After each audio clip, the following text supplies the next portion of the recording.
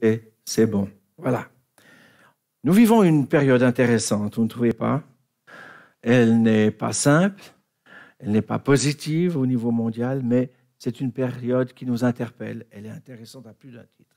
Et aujourd'hui, j'ai intitulé la prédication « Crise » au pluriel et actes prophétiques. Avant d'aller plus loin, j'aimerais juste vous transmettre les salutations du pasteur Leonardo Garcia, qui aurait dû être à ce lieu ce matin, mais il était souffrant ces jours et vu les consignes qui ont été données, il a préféré rester, et on le comprend et on l'approuve, à la maison. Et cette prédication, je l'ai reçue il y a à peu près 2 à 3 semaines et j'avais préparé par conviction.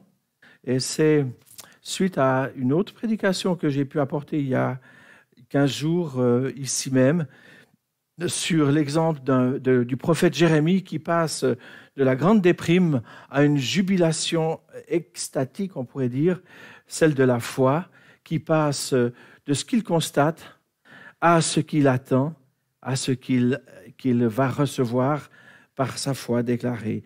Et vous connaissez certainement ce texte des Lamentations de Jérémie où le prophète dit « Quand je pense à l'absinthe et au poison, mon âme, c'est désespéré au-dedans de moi. » Puis d'un coup, le verset d'après, « Mais voici ce que je veux repasser dans mon cœur, ce qui me donnera de l'espérance. » Aujourd'hui, j'aimerais voir avec vous ce que ce prophète transformé est capable d'accomplir.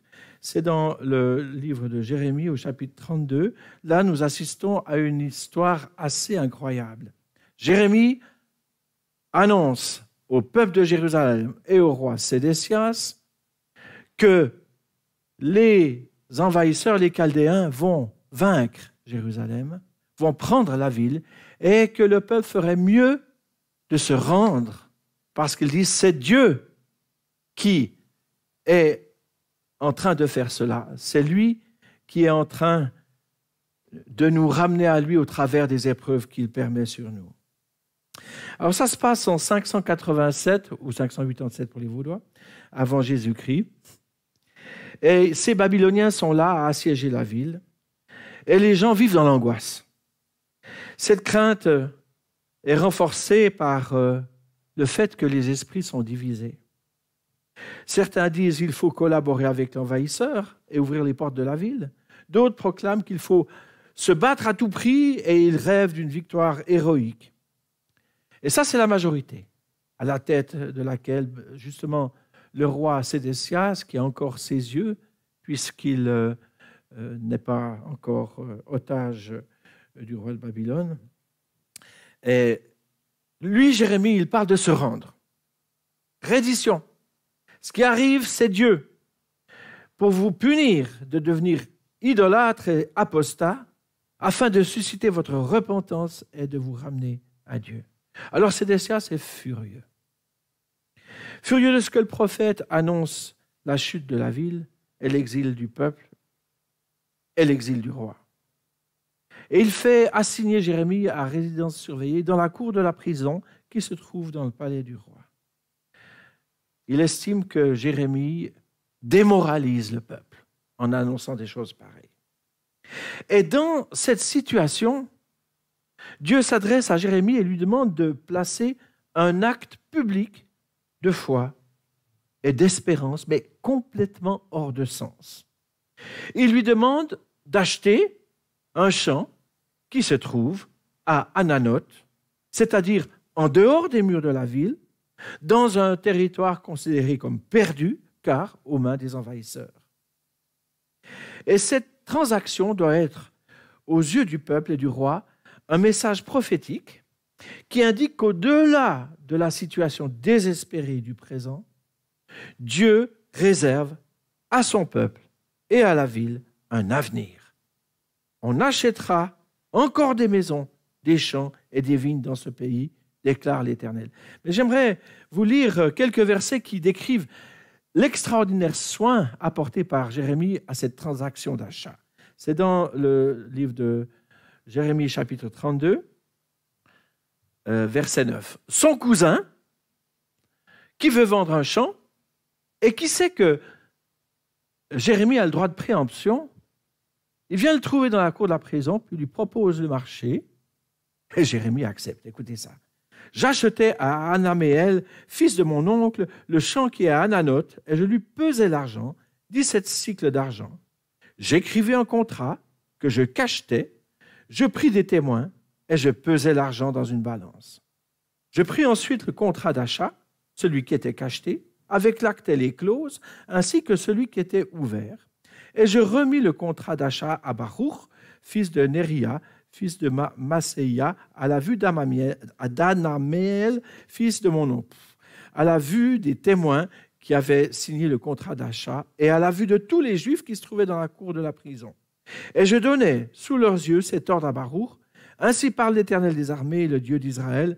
Prends ces contrats, ce contrat d'achat, celui qui est cacheté et ce contrat qui est ouvert, et mets-les dans un vase de terre afin qu'ils se conservent longtemps. Car ainsi parle l'Éternel des armées, le Dieu d'Israël. On achètera encore des maisons, des champs et des vignes dans ce pays. Alors voilà, je n'ai pas résisté à vous le lire parce que ça montre avec quel soin ce prophète veut placer un signe concret dans un temps complètement fou.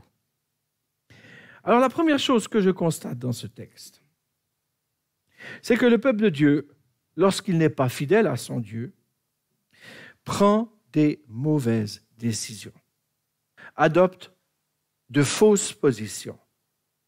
Ces options, même si elles semblent tout à fait louables, défendables, crédibles, humainement appropriées, ces décisions n'en sont pas moins contraires à l'autre bon sens, celui de Dieu.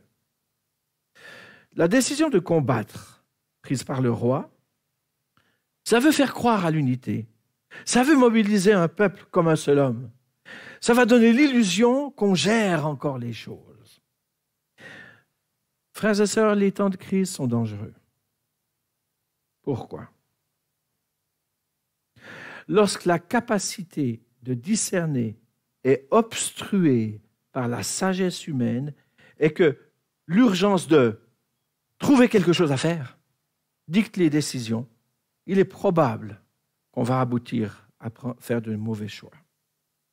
Le roi et son peuple ne prennent pas une décision ridicule pourtant.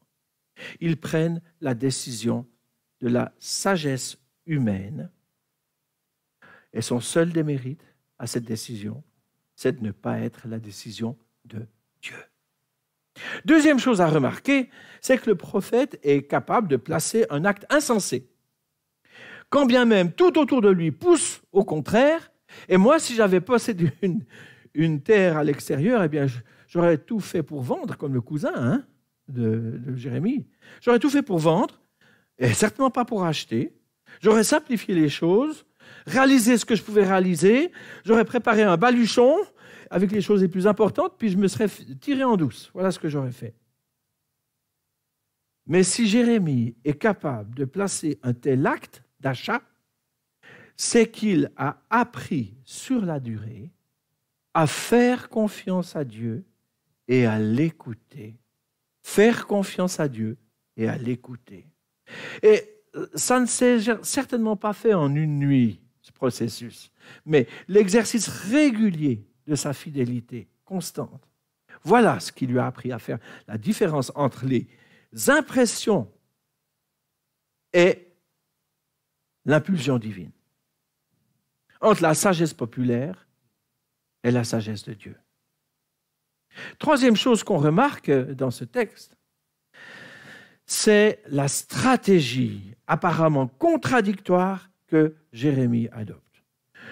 D'un côté, il ne mâche pas ses mots, il sait quel est le sort de la ville, il l'expose sans jambage, Jérusalem sera assujettie. Mais d'un autre côté, il agit comme s'il n'en était rien. C'est étonnant. Il place un signe concret, positif, d'espoir et de foi en la vie et la vie avec Dieu. Acheter un champ dans cette situation, c'est-à-dire je crois que la vie va continuer. Il sait qu'une autre solution est en marche et que tout n'est pas perdu. Et il insiste. Voyez avec quel soin il signe le contrat devant témoins. Puis il demande qu'on légitimise la transaction, puis il le met à conserver dans une amphore bien à l'abri, afin que le contrat dure et qu'on s'en souvienne. Alors ces circonstances remarquables m'amènent à actualiser comme suit. Nous vivons un temps étrange, n'est-ce pas? Et bien avant que le virus ne frappe le monde, nous savions déjà que nous étions dans un temps étrange. Nous disions déjà que le monde courait à sa perte. Nous savions en tant que chrétiens que ces choses-là n'étaient pas anodines et qu'elles n'étaient pas là par hasard. Nous lisions dans la prophétie ces temps difficiles qui devaient venir sur le monde. Et nous aussi, nous vivons ces temps qui nous découragent. Bible en main. Et nous confions dans le message global des Écritures. Nous savons que l'histoire des hommes sera marquée par un événement significatif qui va faire basculer toute chose et signalera le renouveau de toute chose. C'est le retour de Jésus-Christ. On n'ose plus tellement en parler, même dans des milieux fortement engagés, et pourtant. Je crois absolument en ce retour de Jésus-Christ. Vous savez que même en islam, on croit que quelqu'un de très important, Isa, doit revenir. Donc, à quelque part, c'est presque une conscience universelle, mais Jésus va revenir, je le crois de tout mon cœur. Alors, si pour nous, croyants, cet événement est éminemment positif, ce temps sera aussi un temps de jugement précédé, comme le dit 1 Thessaloniciens 5.3, par les douleurs de l'enfantement. Et je crois que ce que nous vivons actuellement, ça fait partie de ces douleurs de l'enfantement qui précèdent le retour de Jésus-Christ. Alors, c'est une nouvelle pas facile à dire, à annoncer, sans tomber dans le catastrophisme et dans l'annonce d'un message de terreur. Mais moi, je veux annoncer un message d'espérance ce matin. C'est qu'il s'agit de le faire en se laissant inspirer par l'exemple laissé par Jérémie. Nous avons vu comment il s'y est pris et nous avons aussi un message à transmettre, une responsabilité devant nos contemporains. Nous ne sommes pas souvent écoutés, tout comme le prophète. Parfois, nous doutons de ce que l'avenir nous réserve. Dans notre pays, mais surtout à l'échelon international, nous constatons dans bien des domaines que nous arrivons à une impasse. Et malgré nos voix qui s'élèvent, nos plumes qui crissent sur le papier, malgré nos actions de témoignage, nous ne sommes pas très bien reçus. Et même dernièrement, on pointe du doigt ces chrétiens fous qui se rassemblent, vecteurs de virus qui se répandent. Mais ce matin, si nous osions placer, comme Jérémie, des actes d'espérance en plus des paroles, des actes concrets qui signalent le Dieu d'amour dans lequel nous avons placé notre espérance. Peut-on suggérer que trop souvent, nos actions de témoignage ont consisté en paroles qui annoncent certes, mais surtout qui dénoncent, qui stigmatisent, qui condamnent les comportements, les choix de ceux qui nous entourent, sans leur donner en plus ces signes prophétiques d'un avenir en Dieu. Si au lieu de dénoncer le péché, nous proclamions qu'il y a un avenir en un Dieu d'amour. En gros, c'est ceci. Au lieu de constamment décrire les ténèbres, allumons la lumière. Parlons de ce Dieu d'amour. Parlons de ce Dieu concrètement intéressé en l'avenir de l'homme. Alors, quels sont-ils ces actes concrets qui signalent ce Dieu d'amour? Là, chacun devrait pouvoir comprendre, comme Jérémie l'a fait, ce que Dieu attend concrètement de lui dans son action de témoignage.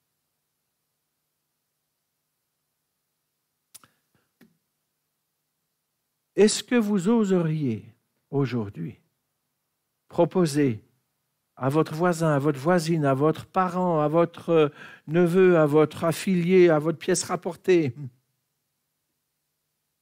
de prier ensemble? Vous savez, nos églises évangéliques qui sont nées avant la Deuxième Guerre mondiale ont connu leur essor pendant la Deuxième Guerre mondiale parce que les gens étaient interpellés avec des questions essentielles par rapport à la vie et à l'avenir. Aujourd'hui, de même, nos contemporains sont déboussolés. Ils ont peur, ils craignent. Il faut les rassurer, leur parler qu'il y a un Dieu qui les aime et qui veut les garder. Car c'est bien d'amour dont il est question. Jérémie achète un champ fou pour signaler qu'au-delà de l'épreuve obligatoire permise par Dieu, le cœur du Père céleste souffre pour ce peuple égaré. Quand Jérémie signe le contrat, c'est Dieu qui annonce à son peuple qu'il lui réserve un plan d'amour pour l'avenir. J'aimerais lire encore un texte dans la deuxième lettre de Paul l'apôtre aux Corinthiens, chapitre 4, depuis le verset 5. Nous ne nous prêchons pas nous-mêmes. C'est le Christ Jésus le Seigneur que nous prêchons. Et nous nous disons vos serviteurs à cause de Jésus. Car Dieu, qui a dit « La lumière brillera du sein des ténèbres », a brillé dans nos cœurs pour faire resplendir la connaissance de la gloire de Dieu. Nous portons ce trésor dans des vases de terre, afin que cette puissance supérieure soit attribuée à Dieu et non pas à nous. Nous avons reçu un trésor à communiquer.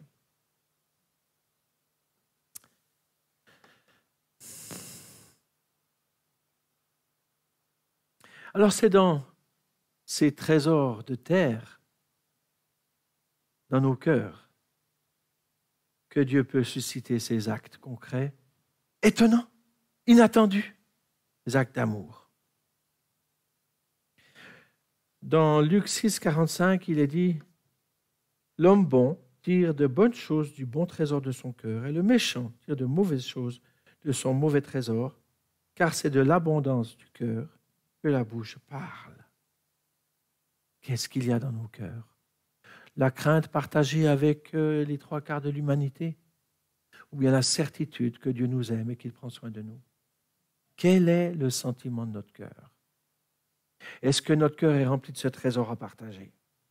C'est notre opportunité, frères et sœurs, de réconcilier les hommes avec Dieu parce qu'il nous attend. L'homme bon qui tire un bon trésor, c'est celui qui aime. Qu'est-ce qui se trouve dans nos cœurs? Est-ce que c'est un sens aigu du légalisme nous poussant à parler? Un sentiment de supériorité qui nous mène à juger les autres? Ou est-ce plutôt ce qui est au fond de notre vase de terre, c'est-à-dire l'amour que Dieu nous a donné? Et cet amour que Dieu a mis dans nos cœurs doit aboutir à des actes d'espérance. La simple annonce du message, aussi fondée théologiquement soit-elle, ne peut pas suffire. Jésus parle à la foule rassemblée des principes du royaume de Dieu, dépassant largement sa capacité d'assimilation. Mais il la nourrit en multipliant les pains et les poissons, plaçant ainsi un acte concret qui confirme que la vie et le sort de ses interlocuteurs lui importaient. À Compassion Internationale, c'est exactement ce qu'on fait. Nous plaçons des actes concrets de l'amour de Dieu pour les humains, pour leur aider à vivre, à se nourrir, à se vêtir, à s'instruire. Et en confirmation de l'Évangile. Ce n'est pas étonnant que dans les centres de compassion, tellement d'enfants et de jeunes trouvent la foi, trouvent le Seigneur Aujourd'hui, nous avons la même opportunité dans nos contextes. Aujourd'hui, nous prions pour notre pays, pour ses autorités et ses besoins. Nous prions pour nous-mêmes, pour notre courage, pour les idées que Dieu veut nous donner, pour être courageux et des prophètes comme Jérémie, porte-parole du message d'amour suprême. Alors, qu'il nous soit donné comme le prophète, de placer ces actes concrets, courageux et positifs dans notre environnement. Avec l'ambiance du monde actuel, nos contemporains en ont besoin. Je laisse méditer quelques instants et nous prierons ensuite.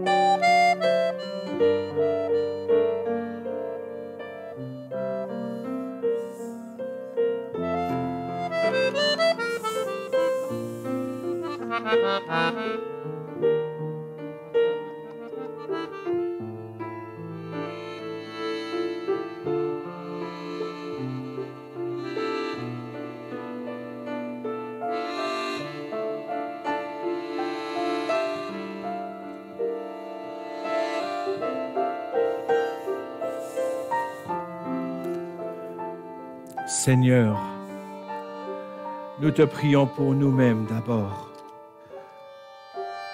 afin que tu places dans nos cœurs ce que tu attends de nous dans un siècle troublé comme le nôtre.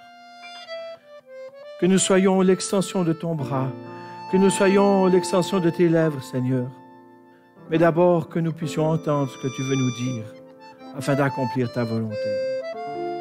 Seigneur, nous te prions pour notre pays, pour ces autorités qui sont souvent critiquées et qui doivent se piloter dans l'inconnu, que tu les inspires.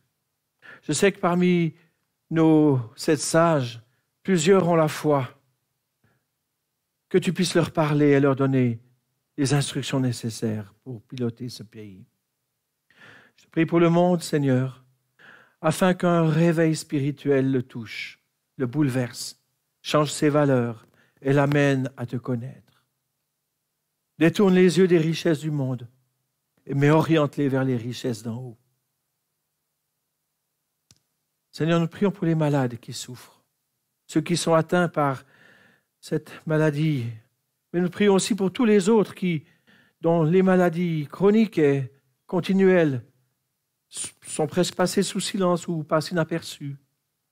Soit leur réconfort, soit leur guérison. Touche-les, Seigneur. Prions pour nos enfants, Seigneur, qu'ils soient protégés du mal, du malin. Oui, Seigneur, que ton règne vienne et que ta volonté soit faite sur la terre comme au ciel. Alléluia. Amen.